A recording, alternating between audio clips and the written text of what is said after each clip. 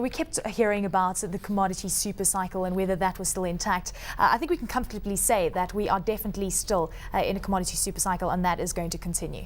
Well, I think the old story about the commodity super cycle was that it was a China-driven story, an emerging market-driven story, huge demand for raw commodities to industrialize these economies. I think there are a whole set of stories that are now playing out, because I think that remains entirely intact, the China story as well as the India story. But you're seeing that being sort of supported by a number of other factors. First of all, global loose monetary supply is very positive for commodities. And the other thing that's supporting it are rising costs globally. Just the capital intensity of the mining industry just continues to go up every time one looks. And so costs are going up, money's cheaper, there's danger, or a lot of people are concerned about inflation, plus you've got the demand. Whether it's a super cycle or not, I think the story is very positive, certainly in the medium to, let's say, the next couple of years for commodities and mining. So to what extent do you get concerned then when we talk about rising interest rates in China? Because of course we do know that they have a housing bubble, that they are trying their best to stop that housing bubble. Is that a concern? Well, I mean, housing in China, there's the private sector and there's also the social housing, or sort of more state sector. There's certainly an attempt to slow down Chinese private sector housing development. But at the same time, social housing is an issue, and there's a huge push in China to build social housing effectively. And we're seeing sort of 10 million units being built next year. And that's going to be very supportive for commodity demand. And the key commodities for housing, again, would be steel, coal for cement, often not thought of as a housing sensitive commodity, as well as copper. And of course, vehicle production also is very much ramped up in the likes of China. I'm glad you mentioned copper, because we're seeing the biggest slump in copper inventories in around 6 years. We're seeing a massive deficit coming through in terms of production. You're smiling there. I mean, looking at the copper price, all-time high hit today, $8,973.50 a ton. I think all the factors I've mentioned have come into play in copper, and it's probably the area it's most obvious in. Cheap money, a lot of people are now treating copper as an investment in the way that you see gold, and I think you can see this with the ETFs, and it's very much the JP Morgan story about acquiring copper stocks potentially for an ETF in London. And copper ETFs have actually been submitted to the US as well. Exactly. So there's a lot of investor interest, and this is again a money issue. Money supply issue is one of the drivers. Cost of production and the building of new mines we're just not seeing it in copper. There is a supply problem in copper. We're not seeing the growth coming through that would really justify, lower prices. And then of course demand remains very robust. Physical demand for housing in China, for electronics, for electricity. And actually the biggest consumer of copper in China is electricity production, power lines, that kind of thing. And that just carries on growing. So ironically, by these banks buying up those copper stockpiles, they are really fulfilling their own prophecies, aren't they, and pushing those prices even higher? Potentially in the short term. The thing is, investors still need the underlying physical demand and supply tightness to play out in the medium term if they're going to see their returns. Well, looking at the ETF market, some would argue that it is going to create a supply constraint with a lot of these commodities, and I think that was one of the big themes this year, was the emergence of the appetite for ETFs across all commodities. I think that's true. I think you're certainly seeing it in the base metals, but, and this is important, the industrial commodities, iron ore and coal, there are no ETFs. There's very little what you might call invest for financial interest in these commodities. It's effectively only the end consumers that buy them. And we've seen very similar price rises. I mean, if one looks at iron ore, which I think is the story of 2010, iron ore prices effectively doubled. The way iron ore was priced and sold globally changed completely.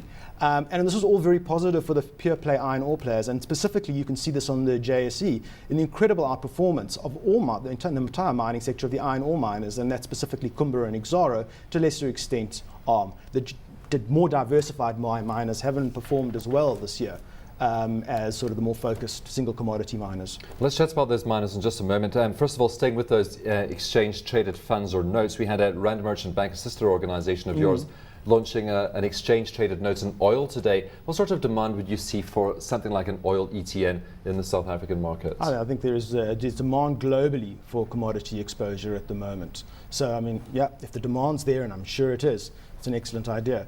But again, I think the key story certainly the general mining sector in South Africa remains commodities which aren't financialized. And this is the whole thing around the people talking about the bubble. Could that change though? Sorry to interject there. Could we Always get an ETF, possible. an iron ore ETF, Always coal possible. ETF? The problem is storage. Because there are two kinds of ETFs. There's a physical commodity ETF where you actually go and buy the gold and you put it in a safe and then you can buy units of that. And then there are paper ETFs. And I think what most people are concerned about is not in paper would be futures contracts on that commodity. I think most people are concerned about physical ETFs. The thing is coal's a bulk commodity. Where are you going to store 10 million tons of iron ore, or coal for that matter? And it's a challenge. So I think the bulks have faced a different set of issues. Well, let's perhaps look at some of those companies in BHP Billiton. One of the shares performing very well today. We have it trading around 267 Rand. And that, I mean, it's a share that has come back quite nicely. They're still not at its all-time highs. The general miners, and this is the diversified general miners, Anglo American, BHP, Rio Tinto, Xstrata, have all been serial underperformers over the last year relative to the more focused stocks such as Kumba Iron Ore. And this is a global phenomenon, it's not just a South African phenomenon. And certainly going into the new year, we see a lot more value maybe in the broader diversified stocks such as BHP, which will probably be our top pick for next year, rather than sort of the more focused stocks, which have already run to a large extent.